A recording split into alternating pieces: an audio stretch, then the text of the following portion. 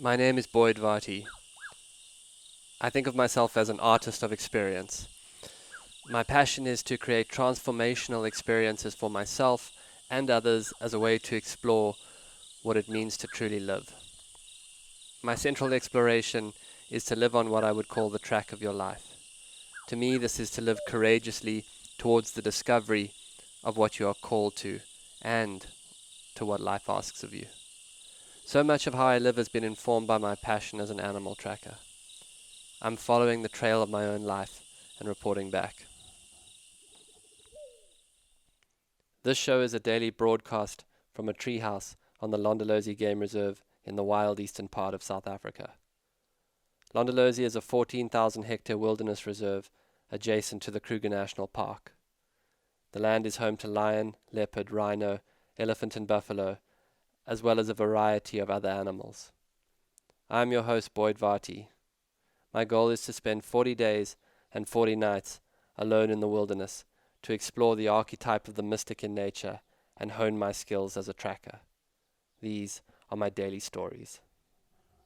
Day 20. Centered. Journal entry. This morning at dawn, a spur fowl flew over me in sheer terror. You've never seen a creature emit such pure life or death effort.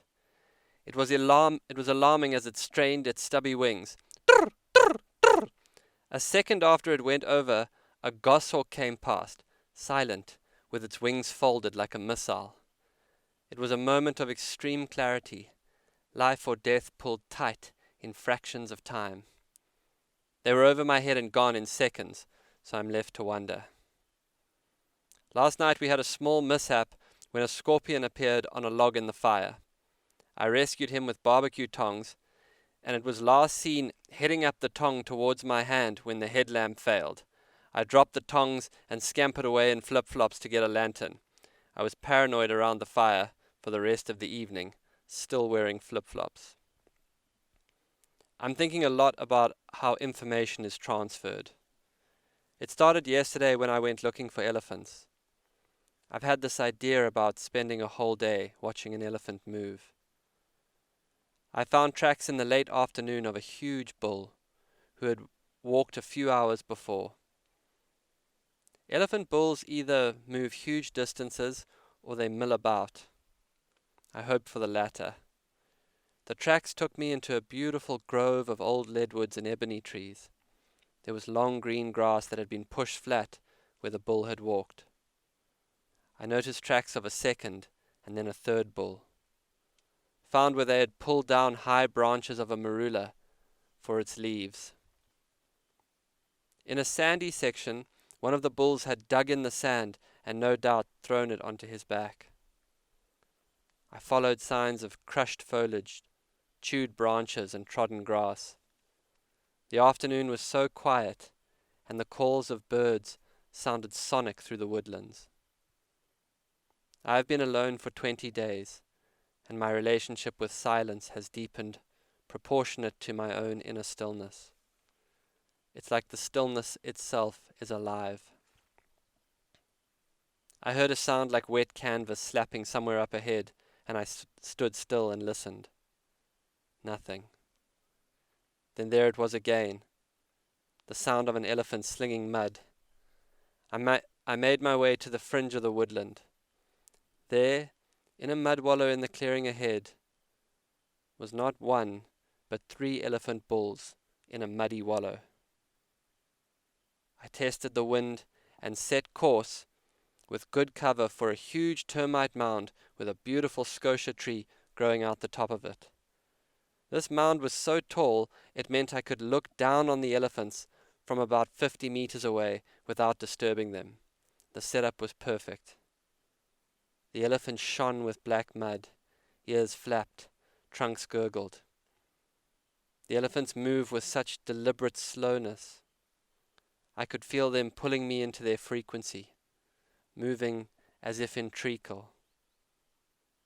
There was one huge bull and 2 smaller. What fascinated me was as they moved, there was clearly a silent code passing between them, and they seemed to establish some kind of order of what we would call hierarchy but what I would consider harmony as they moved. Occasionally, one bull would walk up to another. Two huge dome-shaped heads would move towards each other and stop a few feet apart, and silently, without touching, a kind of sensing would occur. Then one bull would give way. It was as if their bodies would feel each other, and that would shape their interaction through that felt sense. It was beautiful to watch. My mind flashed to a time in Zimbabwe when I stood next to a huge baobab tree. The stem of the tree was hollow, and high up in its strange branches a swarm of bees had made their hive. As the bees buzzed, the acoustic hum of the hive would travel down the stem of the tree and out of a small opening in front of which I stood. And I tell you, as I stood next to that 1,000-year-old didgeridoo, I felt that hum enter my body. It was as if an understanding beyond words vibrated into my nervous system. It was like I glimpsed a harmonic code that holds all of life together. I thought of that watching those elephants, totally in tune with the language between them of felt presence. After a time, the bulls moved off into terrain that wouldn't really be appropriate to follow in, so I let them go. An African harrier hawk flew by, mobbed by 20 shining blue starlings. I just stayed there on that termite mound. Somewhere deep down under where I sat, termites were farming fungi, firing neurochemical algorithms to maintain the temperature, distribute information through 1 million individual termites acting as one. What do we know of experiencing life when we reduce what we understand to what we can explain? Felt experience is a frontier. Every night as I sleep in my bed, looking up at the stars through my net, I'm aware that I am sleeping at the frequency of the wilderness. How does that change me? What information is occurring down at cellular levels as my biochemical self interacts with the infinite intelligence of its surroundings? How much code can pass between you and another in the quality and nature of a single touch? What worlds of information are there in a glance? I guess all I'm saying is I'm learning to experience life through more than my rational mind. I'm in the somatic, sensational, olfactory, neurochemical, electromagnetic, hormonal, pheromonal realms. Last night, I smelt a buffalo on the breeze. 15 minutes later, I heard him crossing the river. I was so pleased with myself I got up and shone my torch to make sure I was right, which I was. If I had a conclusion for 20 days in, I would say this. A team of very smart people out there are working on how to own your attention. When your attention is attuned to content, the mind stops imagining, the body stops sensing, the heart stops feeling, the neurochemistry becomes dependent, and the tactile nature of experience is lost. Felt experience and our relationship with its creation is where the foundations of meaning constellate. Nature is a network of infinite, interlocking intelligences emitting frequency that you can tune into at levels way beyond knowing the names of birds and trees. And if you do, your capacity for imagination, innovation, and feeling return naturally. Life comes back to life. Simplicity is a lost art form, and it's radically different to making things easier to do.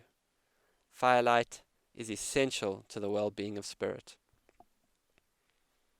And finally, the most sought-out art form of the future will be the creation of gatherings where people are guided out of pretense and perspex enclosed lives into deeper encounters with others and all life. Wow, can you imagine me at 40 days? What I am experiencing now, inside of this ever-deepening stillness, is a strange phenomenon of memories returning to me and playing out in slow motion. It's as if my mind is giving up things it has stored for years.